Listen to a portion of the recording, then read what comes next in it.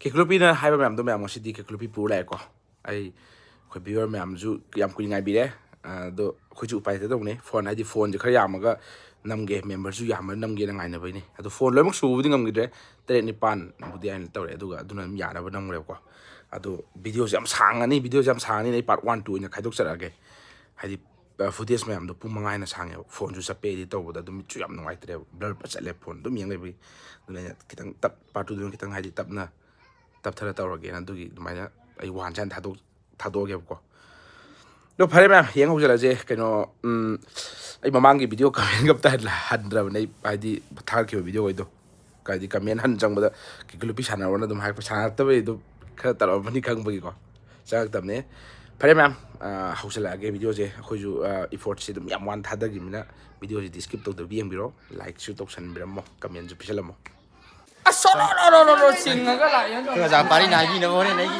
yame ngasi di next day keto dum ni lot kera lum ya la sa ni jira ga lot pas padi si ge sama mayam ngasi di yam kuina mayam na habirak pa KEKU do ngasi di sadara ni ai nga ngai video gi to ba comment ga do han ba sang ba ki le rabani ai di comment do khang nge KEKU na dum sarani ga swa sa da bi ngasi di sarani khoi gi polum do lai ko ni ai ta re khoi kangu ge je ngasi yaw da ba participant ge je introduction ai pe tok sala ga khoi gi sida khoi gi langan bi le le player number 1 sis ado ge khoi gi tapi sat le le ma ji sei set kan ya ma de do pari nam kok sala yaw le Long dog kita mau kain ni.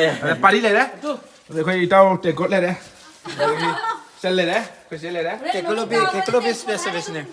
Tawai kau ni KEKU gi. da tu ka ai hai taw da he mana ahan bam mang tu ni dana ai ne ne ma bu dampa sa hai je pari gi wasak leng da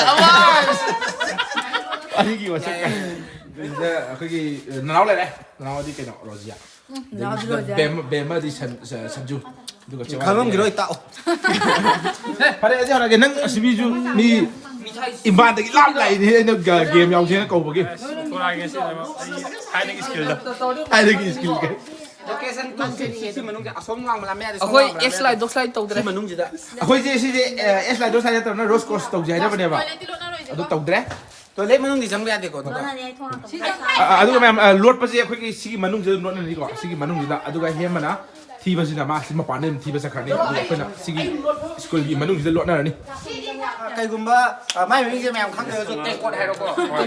Da ya to ni ko. te ko spat alu sai hazim ya na je Alu ya we.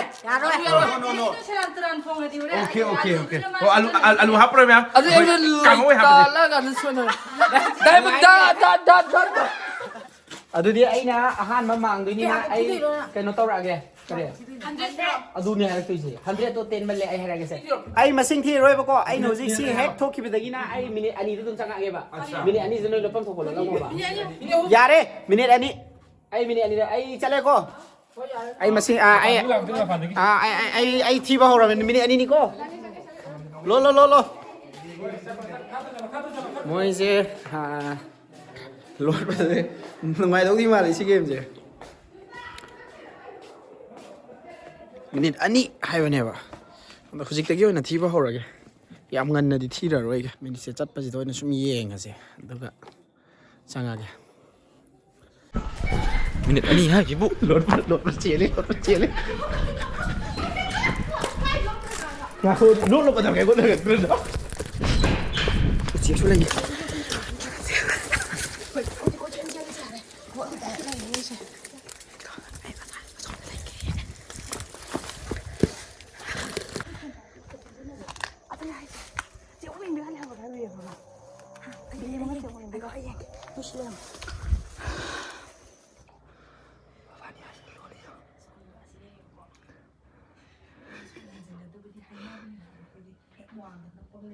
Mau. Oi, lama dong. Ai sida loli mataka.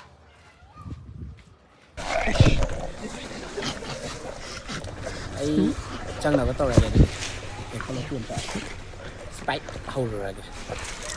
Lại cô. Sao thế? Ai lại. Lột lên mới xịt đi rồi. Xịt ta quay lột lên mới xịt đi rồi.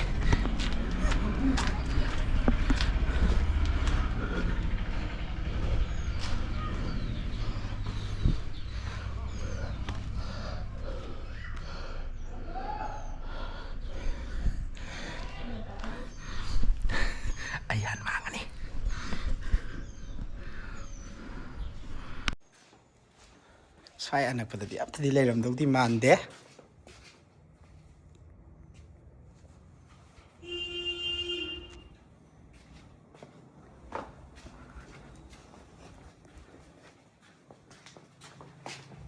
Sai mamang thangdadi leiramroi amta. Otekas fight.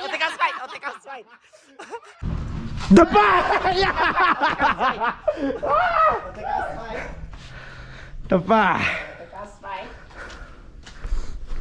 Dampa ng outred.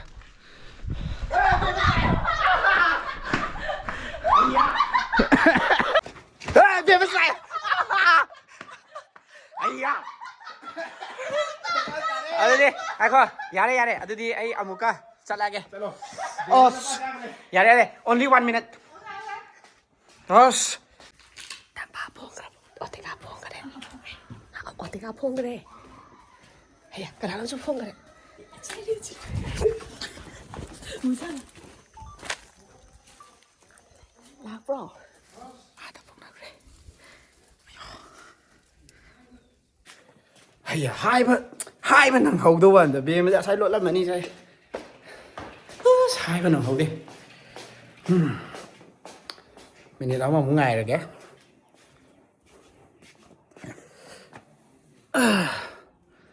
타제디 응원도 바자라 거니가 있지디야. 난 바자 더 그래도.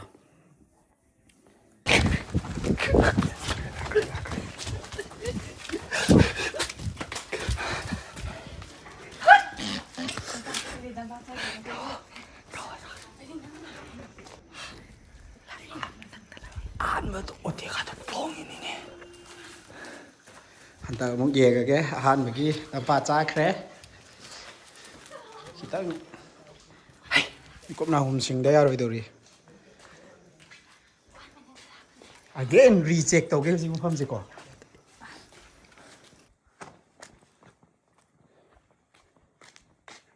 này làm đâu đi màn thế đôi ta su reject tàu đâu đi ăn đấy thì reject tàu khó sang nữa đó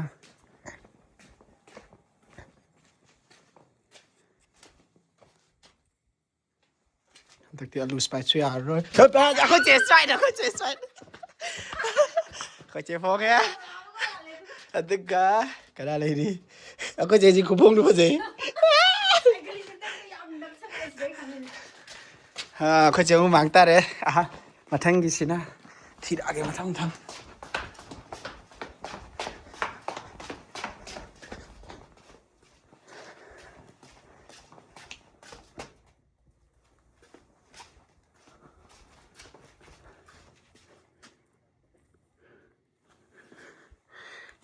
Udah.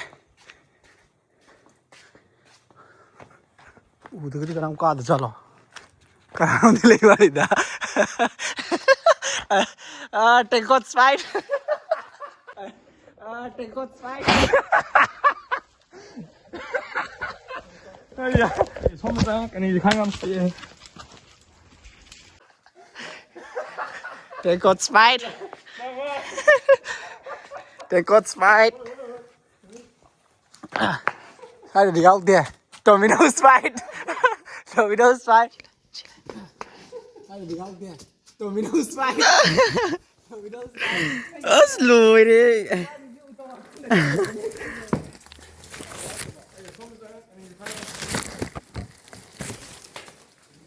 Uyam check tau win. Ai khăn liu. Nupa jing ji utong atong da khăn liu kan ai khăn nge. Ai out ba. Hojik powder ni despite phong khre titia to si ut ai si de lot punya ba kara mana aja kara pau ini pung de yeng se ai awang ni kakak ni matuan hai adre hai phong le thì chỉ có thôi đi hơi hơi chế đi hey cái nào nó ngu cái nào nó gì sẽ là cái gì cái nào nó It's on stride. It's on stride. Đấy. Ikan tarik.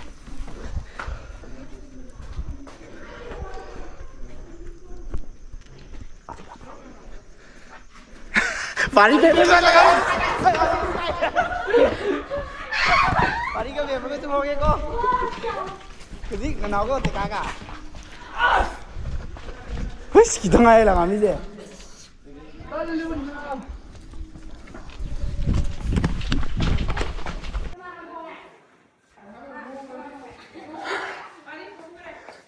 이사님가 아이가 사 클래스룸 엄 짱함다부터 어렵니 말이 태우리지 아이는 클래스 아마 짱함대봐 통항함대봐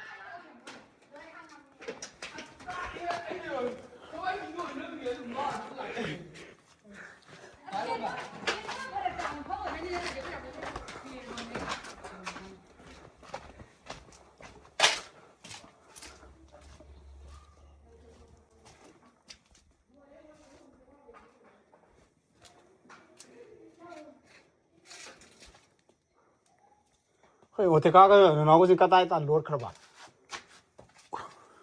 하이 아마이 로린이 해 까이노 마팜 디로 샬레 디방디 오 이간타레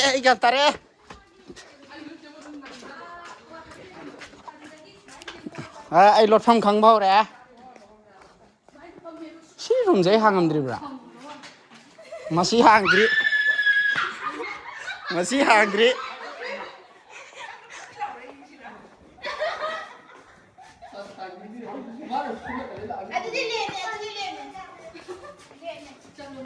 마션 포크봐.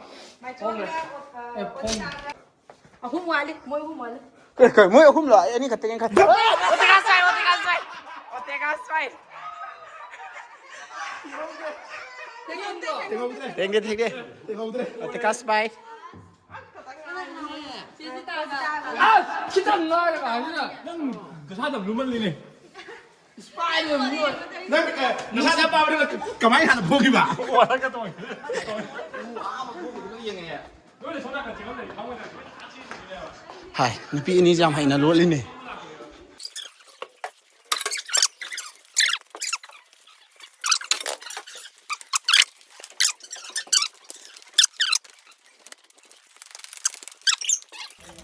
Nanaw ko lang ngayon.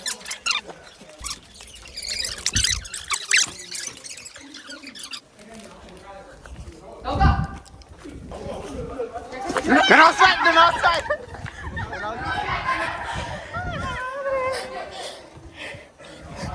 Ay, tanga.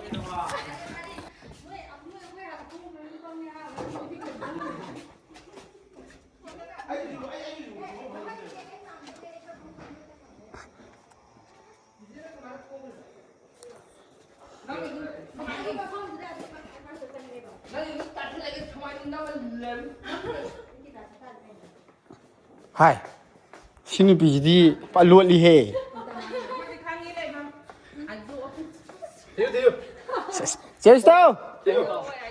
Cheers tao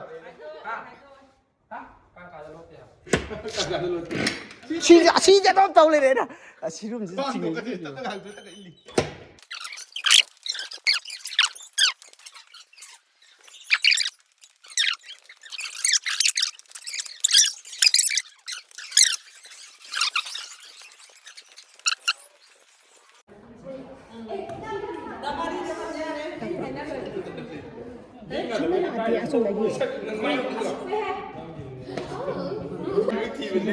Ay, nahabad. Sino pagburok ni haba?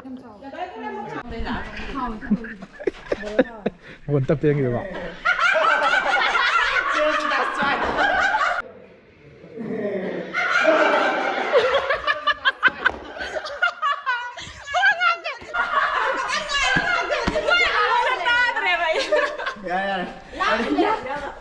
아니 뭐지 아코제 망대봐 Ay, nawa na tawag ka. Tampa, pumbi kita tawag ka hikan nuwang na. ngomoi Hong na to. kulot sih pen lot lem haเลยอะเนยที่กันน่ะน้องมังได้ไอ้ดิทีพัง 노이스. Ay, mong tare, hadati. Ay, kway first of hong bagi. Gada subi ay. Hong bungam bedra kang de. 에이, 미사카이 롯 먹는 거. รถเบานะรอค่อยเจ็ดสักเร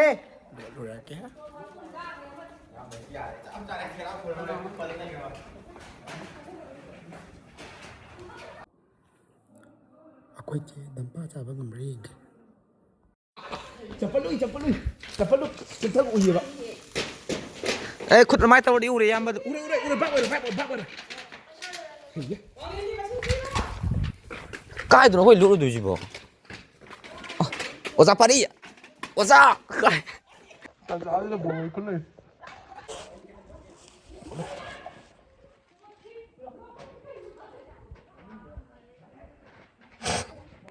ꯀꯥꯏ ꯂꯣꯠꯇꯣꯏꯅꯣ ꯑꯩꯁꯦ ꯈꯤꯇ ꯂꯣꯠꯀꯦ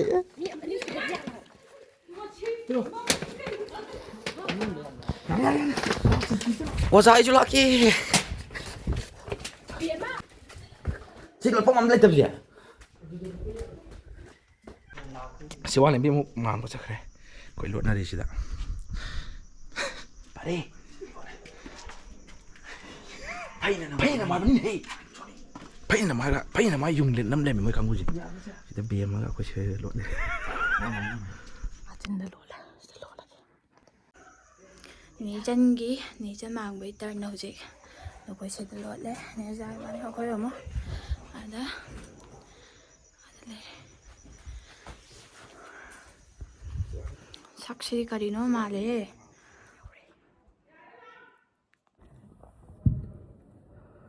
ꯑꯩꯈꯣꯏ ꯆꯦ ꯃꯥꯡꯕꯅꯦꯕꯀꯣ ꯕ꯭ꯂꯦꯛꯕꯣꯔꯗꯅ ꯇꯧꯔꯒ ꯀ꯭ꯂꯥꯁꯔꯨꯝꯒꯤ ꯀꯥꯆꯤꯟꯗ load ꯂꯩꯔꯦ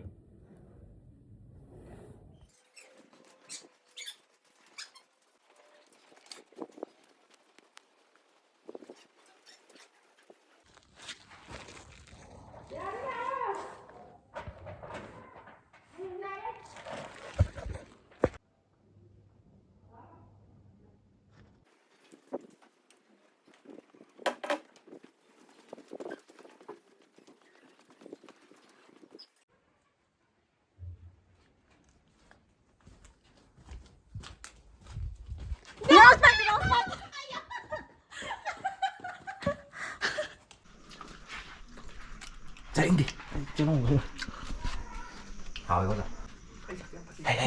ꯄꯥꯔꯤ ꯀꯗꯣꯝ ꯆꯠꯈꯤ ꯍꯥꯏꯐꯦꯠ ꯌꯦꯡꯉꯣ ꯍꯟꯗꯛꯀꯤ ꯁꯤ ꯈꯨꯀꯣꯏꯁꯤꯃꯗꯤ ꯀꯩꯅꯣꯁꯦ ꯑꯇꯤꯊ꯭ꯌꯥꯁꯦ ꯊꯤ ꯐꯪꯗꯧ ꯃꯥꯟꯗꯦ ꯑꯇꯤꯊ꯭ꯌꯥ ꯈꯨꯂꯣꯁꯦ ꯆꯥꯈ꯭ꯔꯦ ꯀꯩ ꯆꯦꯟꯅꯗ꯭ꯔꯁꯨ ꯌꯥꯔꯦ ꯃꯥꯗꯤ ꯈꯜꯂꯤ ꯍꯥꯏꯐꯦꯠꯇꯪ ꯌꯦꯡꯉꯣꯗꯅ ꯁꯤ ꯂꯦꯡꯍꯜꯂꯣꯏꯁꯦ ꯌꯦꯡꯉꯣ ꯍꯥꯏꯐꯦꯠ ꯌꯦꯡꯉꯣ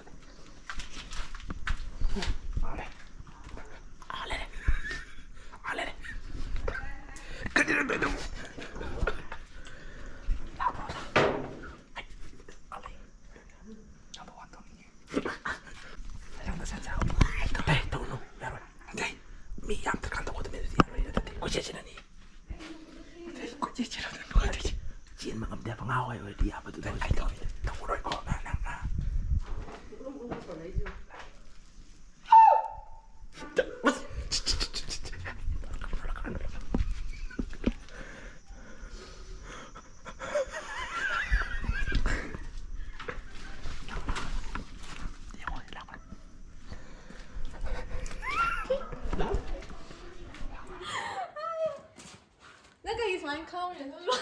ꯑꯩ ꯁꯤꯗꯅꯤ ꯉꯁꯥꯏ ꯐꯨꯏꯗꯣ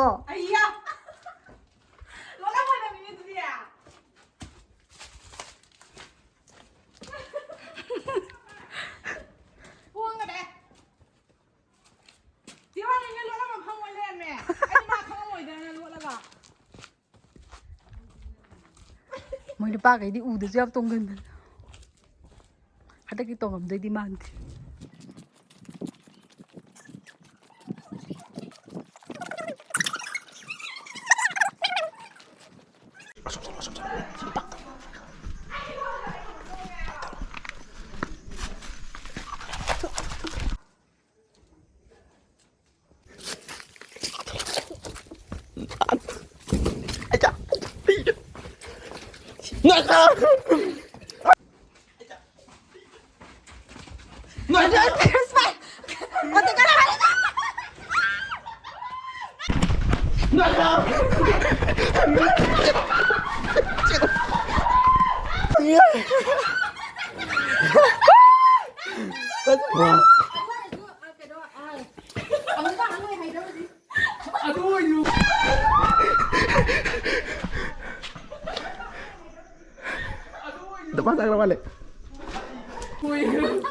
ꯈꯠꯂꯤ ꯆꯦꯜꯂꯒ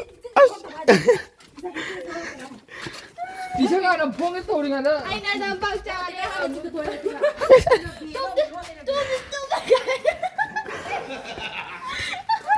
재밌나?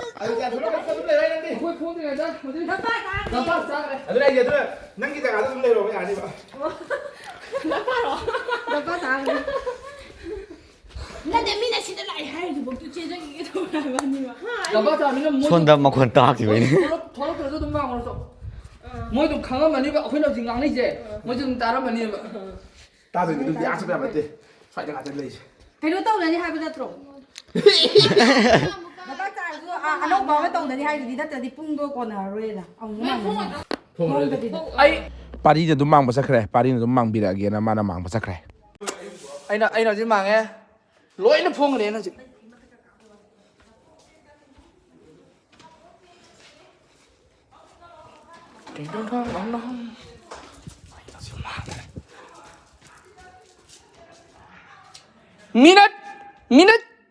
minute kaya na